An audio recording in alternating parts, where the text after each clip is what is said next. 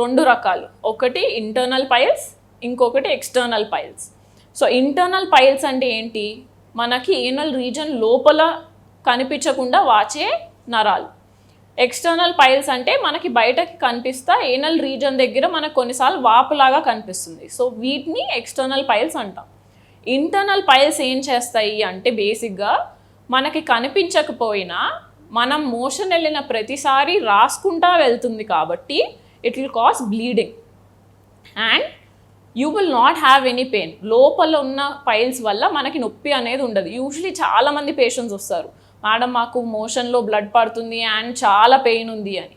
So usually pain అనేది మనకి fissure ఉండడం వల్ల ఆర్ థ్రాంబోస్ట్ పైల్స్, దీని గురించి మనం మళ్ళీ మాట్లాడదాము, బట్ థ్రాంబోస్ట్ పైల్స్ ఉండడం వల్ల అవుతుంది. ఈ ఇంటర్నల్ పైల్స్ అనేది మామూలుగా సహజంగా పెయిన్ కాజ్ చేయదు. ఎక్స్టర్నల్ పైల్స్ అంటే ఏంటి అంటే మనకి నార్మల్గా ఏనల్ రీజన్లో స్కిన్ కింద కొంచెం వాసి ఉంటాయి. సో వీటి వల్ల మనకి వచ్చే ప్రాబ్లమ్స్ ఏంటి, ఇరిటేషన్ వస్తుంది, అక్కడ ఇచ్చింగ్ అనిపిస్తుంది, స్వెల్లింగ్ లాగా తగులుతుంది అండ్ ఆల్సో కొన్నిసార్లు ఆ పైల్ లోపల ఉన్న రక్తం గడ్డ కట్టి సివియర్ పెయిన్, దీన్నే మనం థ్రాంబోస్ట్ హెమరాయిడ్స్ అంటాం, సివియర్ పెయిన్ కాజ్ చేస్తుంది.